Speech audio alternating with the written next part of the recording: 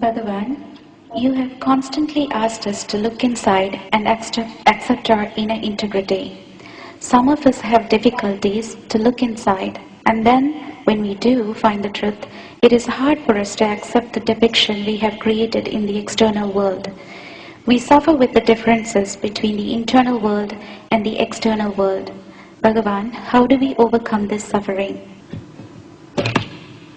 If you look inside yourself and discover who you are and accept yourself as you are and love yourself, you will completely have no difficulty with the external world, because it is the inner world which is creating the external world.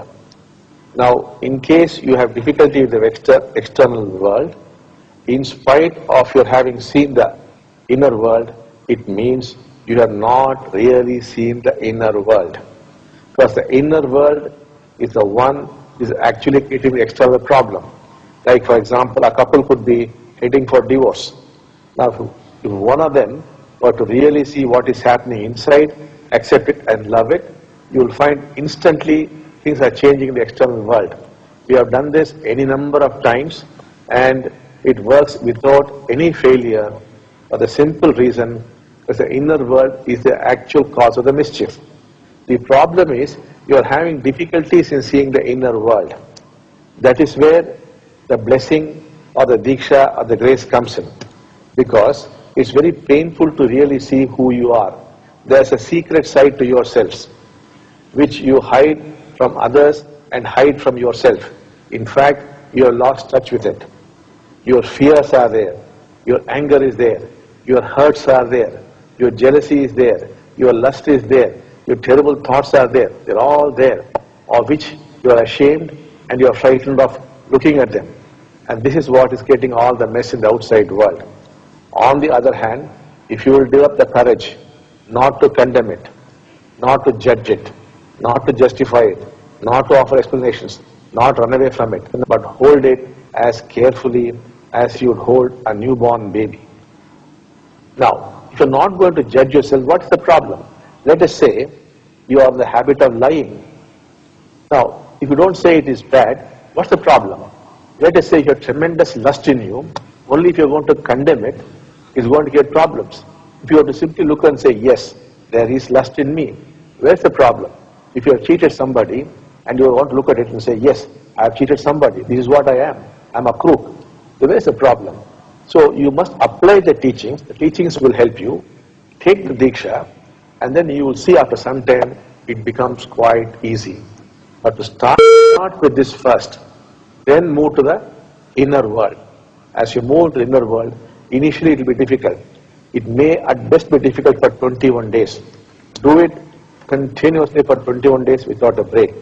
Every day you can do it for 49 minutes in multiples of 7, 14, 21, 28. So whatever you like, keep doing it that way. You will strangely find the brain has learnt it in 21 days. But this learning is basically unlearning. To unlearn, the brain needs 21 days. And so the 22nd day onwards you'll find it is becoming quite easy. Then you will discover tremendous things about yourself.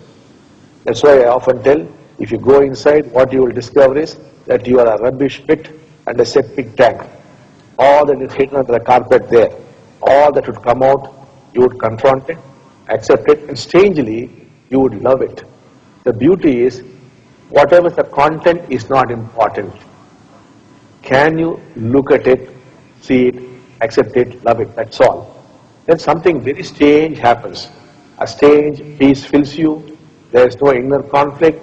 Not only you accept yourself, you accept the other. Not only you love yourself, you love the other. And people around you, you'll notice their behavior is changing towards you. Not only that, long-standing problems, financial problems, health problems would remarkably cease to exist.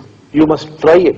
What you are not doing is, you are understanding the teachings intellectually, but you are not sitting down and applying it. Please start applying it. I will help you. Call out to Amma Bhagavan. We will come there. We will come there to Canada, wherever you are, and we'll make you every teaching must be accompanied by a blessing. If it's only teaching, it's mere psychology. You may get some clarity, it might help you. That is no use. Sit down in Padmasana in a comfortable position, apply it. And remarkably, you will see, I have known children. For example, I think in Florida, there's a boy called Bruce. You could even talk to him. This boy could do it on the first day itself. Most of you must be knowing this particular instance. His mother had come to Fiji, and she learned that if you experience suffering, it becomes joy. She went back, and only her child was there, a little boy, and she told him, son, I went to a place called Fiji, I learned this teaching, that if you experience suffering, it becomes joy. Little boy, he said, Mom, yes, I understand, and he kept quiet. Now this boy, Bruce, has a certain problem where he gets scared in the night and he runs back into his mom's bedroom.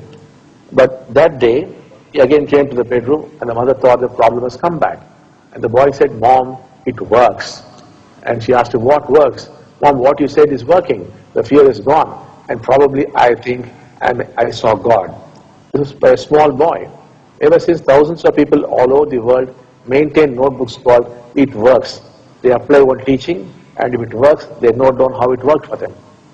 Small children have done it, college students have done it, elderly people have done it, men, women have done it, children have done it. So, this is not at all difficult. We are giving you teachings which really work. That child had no resistance, therefore he could do it. Because you're a little older, you're finding it difficult. Try it. I'll make it work for you. Take the blessing, the Diksha, and you see how far you'll be traveling. Your lives will become different.